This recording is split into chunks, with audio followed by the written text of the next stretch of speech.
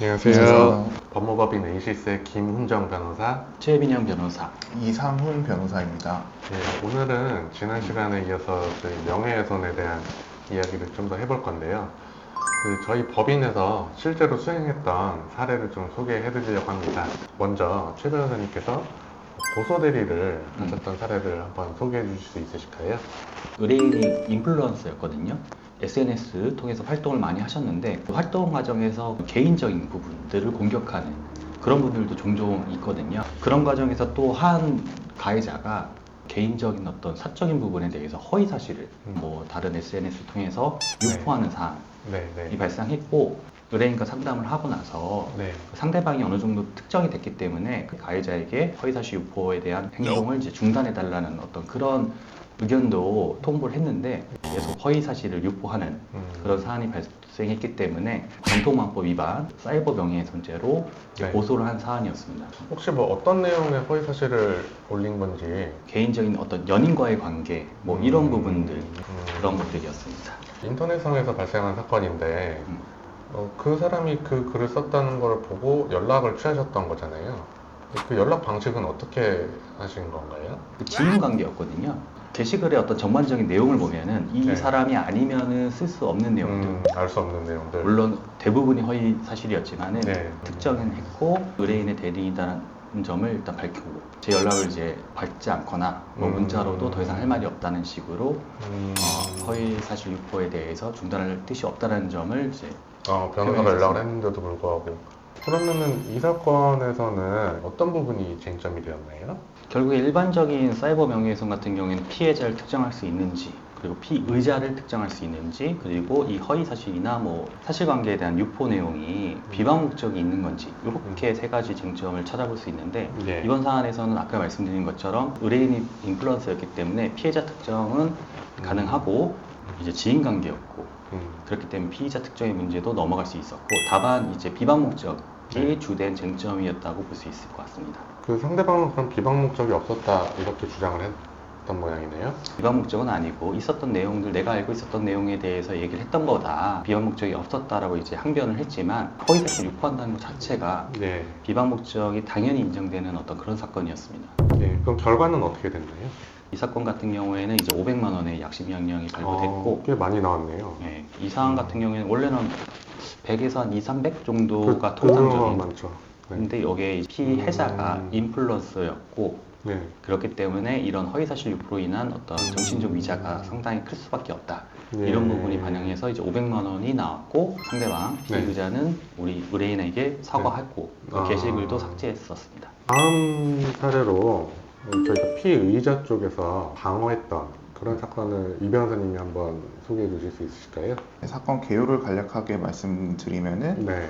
이제 의뢰인이 웬만한 사람들이면 다 알 수 있을 만한 유력인에 대한 사생활과 관련된 부분을 네. 이제 자신의 커뮤니티 게시글에다가 이제 네. 게시한 네. 건으로 이제 고소가 됐던 사건입니다. 이제 우리 의뢰인이 게시글에 올렸던 거는 본인이 확인한 사실을 올린 것이 아니라 네. 이제 이미 언론에 보도가 되어 있었던 내용을 네. 이제 기사 내용 그대로 자신이 활동하는 카페 게시글에다가 이제 소개를 했던 사건이거든요. 어떤 내용이었냐면은 유명 인사의 사생활과 관련해서 범죄 피해를 당했다라는 의혹 제기였습니다. 게시글에 네. 이제 기사 내용을 거의 그대로 이제 언급을 했던 사례였던 거죠. 근데 그게 이제 고소가 돼서 형사 입건이 됐던 사안입니다. 피해자의 사생활적인 부분인데 공개돼서는 안 될 내용이 언론에 보도가 됐고, 그리고 우리 의뢰인은 그 언론에 보도가 된 그 사실을 인터넷에 올렸다는 거잖아요. 보도가 됐고 뉴스가 나오고 그 사실이 진실로서 이제 인정이 됐을 때 그거를 인터넷에 올리는 것도 이것도 고소가 될 수 있고 범죄가 될 수 있는 건가요? 판례에 따르면은 이제 기사 내용을 그대로 자신이 네. 활동하는 커뮤니티에 게시한다든지 네. 아니면은 그 게시글에 링크를 이제 올린다든지, 경우에 따라서는 네. 이런 행위 자체만으로도 이제 명예훼손적 사실적시에 해당하고 명예훼손죄가 성립할 여지가 있다라고 보고 있습니다. 그러니까 단순히 링크만 게시한 행위라든가 그 원글을 그대로 그냥 복사해서 붙여넣기 한 행위도 설령 그게 뉴스 기사를 할지라도 명예훼손죄가 될 수 있다는 거잖아요. 경우에 따라서는 네. 인정이 될 수 있습니다. 근데 이 케이스 같은 경우는 지금 그런 케이스잖아요. 근데 어떻게 이 사람은 무혐의를 받을 수가 있었을까요? 구체적으로 어떤 경우에 해당하냐면은 네. 전체적으로 이제 취지나 논조나 뭐 내용들에 대해서 동조하는 입장으로 퍼나른다거나 이런 경우들을 종합적으로 고려했을 때는 네. 명예훼손죄가 성립될 수 있습니다. 근데 이 경우는 그렇진 않았다는 거네요. 이 경우는 아까 말씀드린 것처럼 이제 뭐 개인의 사생활, 그러니까 네. 유명 인사의 사생활과도 관련되어 있었지만 네. 그 범죄 피해와도 관련된 기사였거든요. 아, 네. 그래서 그런 부분들을 예방하고 조심하자, 경각심을 알리는 차원에서 이제 해당 기사를 이제 소개하는 글이었습니다. 전체적인 취지가. 공익 목적이 일부 있었다. 그쵸. 이런 네, 취지네요. 그리고 해당 내용의 기사 자체도 사실을 단정한 것이 아니라 의혹이 네. 있다라는 사실을 알리는 내용의 기사였기 때문에 네. 이런 부분들을 종합적으로 고려했을 때 비방 목적이 없다라고 판단될 여지가 있었죠. 그래서 결과적으로는 무혐의 처분을 받을 수 있었던 거고요. 네, 저희가 이제 변론 수행하면서 그 게시글을 뭐 작성하게 된 경위라든지 네. 맥락 그리고 그 글의 논조라든지 이런 부분들을 좀 캐치해가지고 비방의 목적이라든지 이런 부분이 없었고 그 기사 수위를 넘어서는 내용의 뭐 추가적인 뭐 명예훼손적 행위라든지 이런 게 없었다는 점을 좀 어필을 해서 결과적으로 불송치 결정을 받게 네. 됐습니다. 어쨌든 이런 부분은 우리가 상식적으로 판단할 때도 죄가 된다고 이제 인식하기는 좀 어려울 것 같아요. 일반 사람들이. 그래서 좀 주의는 해야 될 것 같습니다. 마지막으로 최 변호사님께서 피의자의 변호를 맡은 그 사건 하나만 더 소개를 해주실 수 있으실까요? 이런 사안들이 좀 종종 실무적으로 그 현실에서 많이 발생하는 것 같아요. 네. 저희 의뢰인 같은 경우에 이제 네이버에서 뭐 활동하는 네이버 카페가 있었고 카페 구성원들에게 정보들을 이제 제공하기 위해서 게시글을 작성하는데 예. 그 의뢰인이 이제 언론 기사를 통해서 확인을 해본 결과 네. 유명 프랜차이즈 업체에서 판매하는 네. 음식물에서 위생상의 문제가 있다라는 그런 기사를 보게 되었거든요. 예, 예. 그래서 그런 기사에 대해서 활동하는 네이버 카페에 글을 게시했고 예. 물론 이제 그 기사 내용을 전반적으로 토대로 해서 작성을 했고 프랜차이즈 업체가 해명했던 내용까지 게시를 했던 그런 사안이었는데 프랜차이즈 업체가 이 내용은 뭐 허위사실 명예훼손이다, 사업의 어떤 운영을 방해한다, 그래서 영업 방해다 라고 해서 두 가지 범죄 혐의로 고소했던 사안입니다.